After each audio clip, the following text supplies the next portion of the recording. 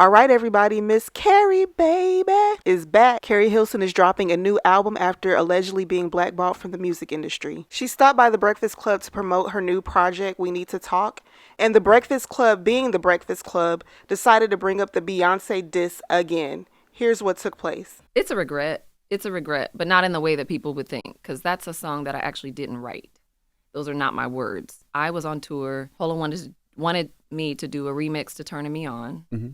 He had produced the record, and I wasn't, because I was on tour with Lil Wayne, I wasn't able to lay anything down. He had been on me for a couple of weeks about we need to do a remix. Okay, so I take off. It wasn't happening quick enough for him. I take off. We fly in. He had another writer in our camp at the time. He had her write this, so he played it for me this is the remix. But I come into the studio and he plays me this verse, and I'm like, automatically, I'm like, I'm not saying that. Mm-hmm. That was my position. So I tried to fight him on it, and it was quite forceful. In an executive artist way? Yeah, in an executive artist way only, and kind of threatening my career in a sense, in a real sense. Like, you're not coming, because my album wasn't out yet. So it was like, you're not coming out if you don't do this. The mistake that I made was not continuing to fight, but I was in tears. I was crying. I was adamant that I did not want to do that. And for people that don't know, you were signed to Polo. I was signed to Polo and Timbaland. Correct. Yep, in a joint venture at Interscope Records. Yep. I was young. I was super young. I felt I had no power. I felt I had no choice. So the song in question is Keri Hilson's hit song, You're Turning Me On. The remix was called You're Turning Me Off, and mind you, these songs came out back in 2009, and people still can't move on. This song was alleged to be a diss record about Beyonce and Ciara. I ain't trying to start some mess. There's something on my chest that I need to get off, because you're turning me off. Your vision's cloudy if you think that you're the best. You can dance, she can sing, but she need to move to the left, to the left. She need to go have some babies. She need to sit down. She's fake. Them other chicks ain't even worth my time to talk about. Ben had dollars, boy. Go and get your money up. No, you ain't the only homie on me lined up. I ain't turning it off. I'm stay turning it on. Go ahead and tell these folks how long I've been writing your songs. I've been putting you on. Just check the credits, ho. And if you want me, you can find me in Decatur, ho, because you turning me off. And I am so sorry for that rendition. I would have loved to let her sing it, but copyright. So it wasn't just the fact that she was the new kid on the block trying to swing at the veterans in the game. In my opinion, it was the way she moved afterwards. She gave this interview trying to downplay what she did right after. Okay. But there's a rumor going on that Polo to Dawn talked you into the studio, leaked a record that's considered a diss song for Beyonce and Ciara. Is that true? It's considered that. Yes, Polo had this idea. No, he did not leak it. It's not the version Polo wanted out. Okay. Especially the version with him talking all over it. You know, it sounds like he's instigating something and giving more meaning into the lyrics than were initially intended. But no, he didn't force me to do anything. I mean, it was a suggestion, and I told him, okay, I'll try it. I'll try it, and that was just it. He was like, I want it a little more fiery, and that's cool. That's cool with me. I speak my mind, and I make no apologies for it. So, it's a hot verse. I love the verse. Yes, I heard specific names being brought up. No, it's not about that. No, that was not where the energy was. I'm not retracting or feeling some kind of way about how people feel that I'm doing, that I did this. I'm not, I guess that's the only way I could say it. I'm not retracting. It's just that was never the energy behind it. Okay. But we did play it for people, and it's considered a leak because we decided not to go with it.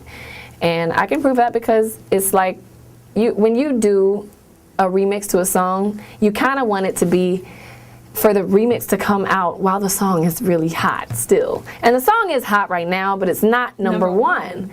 So it was a late remix. We did that remix, 3 months ago now, and it just now leaked. So if we wanted it to come out, we would have done it while the fire was still burning very, very thick.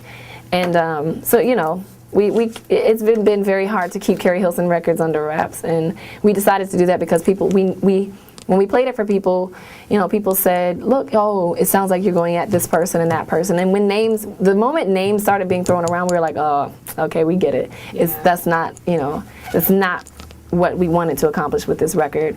I did want to address the haters and the hatred that I've had pretty much my whole entire career.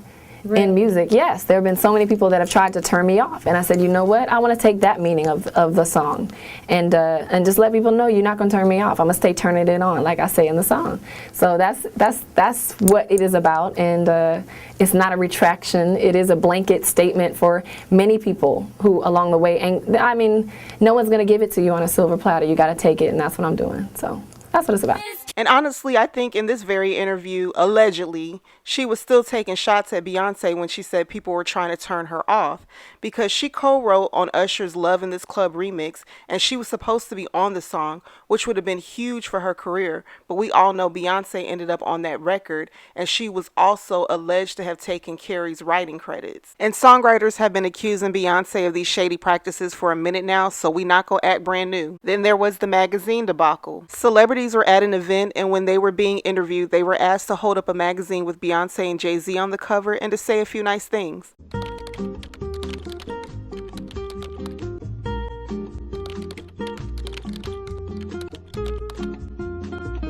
want to hold the magazine?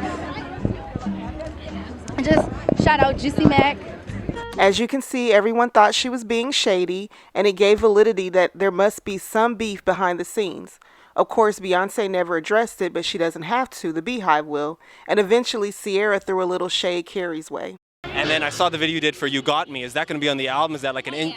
That's actually the title track of the album. It's Basic Instinct and in parentheses, You Got Me. And that record's definitely going to be on the record.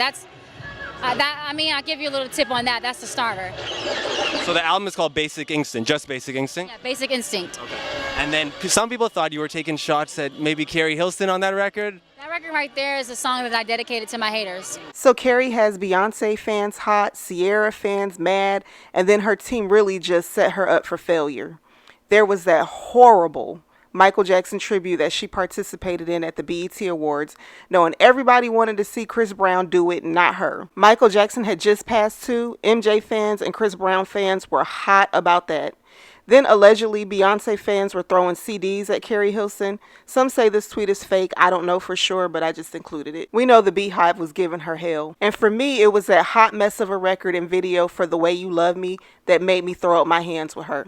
She was losing her popularity and was clowned online for performing at empty arenas, solidifying her fall off. Keri just couldn't win with the public anymore, and she started breaking down. Her music career was never the same, and she switched gears and started making movies. But now, after all these years, she's ready to face the music. It was in the Breakfast Club interview that the full story of why she made the diss record and all the parties involved finally came to light. It leaked like days after I did it, but he promised me that wouldn't happen, so it leaked. And that was that. And I protected him. I protected the girl that wrote it, who went on to become famous. I protected everyone in the story. So I had to eat that. And I am still eating it to this day. But that is definitely a regret of not fighting even stronger. But again, when your career is on the line and they make it that be the way that you perceive the situation, not perceive, but it was pretty clear. But when you're that young, you're just kind of like, maybe they know better than me. Right? I have like, to, yeah. Yeah. What did Timbaland say? I think he just went because they were partners. I think he just went along, but I don't remember that we involved him or that he was involved at all, because he hadn't produced that record. What I do know is he went on to work with B and J, so did Polo and tour with him, and so did Polo. And I would say Keri the human was looking at Keri Hilson the artist like, you deserve that shit. You should have fought harder. And someone called out Ester Dean in the comments section of the Breakfast Club video and said, the writer was definitely Esther Dean. And she comes out and says, it was a hit. It's like, ma'am, no, you didn't finally come forward after all these years. You sat back and watched this girl get drugged for years behind words that you wrote and took gigs to work for an artist you clearly don't like. And of course, Esther got drugged for this confession. She eventually, finally apologized to Keri Hilson. She says, I submitted a lot of verses for that remix and one got picked. It was co-written with Keri. Looking back, it was childish and didn't age well. I see how it hurt people, especially women, and I take full accountability. I've worked with and supported many women since, but that doesn't erase the moment. I'm sorry for my part in it. Growth is real, and so is this apology. Girl. And Keri responded with this, Dean, I personally don't think this is our fight to have. I've respected you on this matter for 16 years and attempted to do that again yesterday, while finally expressing the truth when asked. But since you're coming to the table, let's be clear. You used the word co-wrote.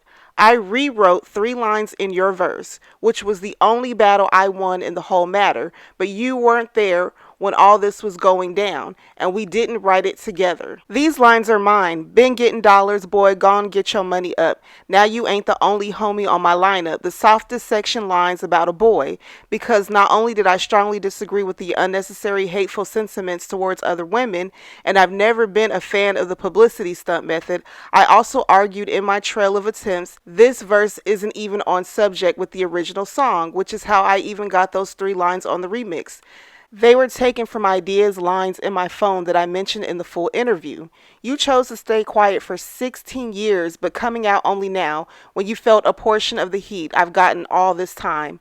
I really wasn't going to discuss this anymore, but in that interview we talked about the backlash of not speaking up for myself, so I just want to finally clear the air respectfully. For those who only watched the clip, I suggest you watch the full interview. Love. So not only did Timberland and Polo the Don go on to work with Beyonce and Jay-Z, but so did Miss Ester Dean. Over there playing Little Miss Drummer Girl, kick back, letting Keri take the blowback all by herself. That is nasty work. And I like Esther Dean. She is just as talented as Keri Hilson. Her pen game is strong. She has written for so many artists. So what was it, Esther? Was it jealousy? Were you mad that Keri escaped the songwriting sweatshop and you wanted to sabotage her and see her fail? We'll probably never know the real reason why. I am just glad that the truth finally came out, and hopefully Keri can finally close this chapter in her life and move on with her career. So let me know in the comments what you think. Were you shocked that Esther Dean came clean? Do you think Keri was vindicated, and do you think she can have a real comeback? Hop in the comments and let me know what you think, and thanks so much for watching. Please like and subscribe. Have a good one.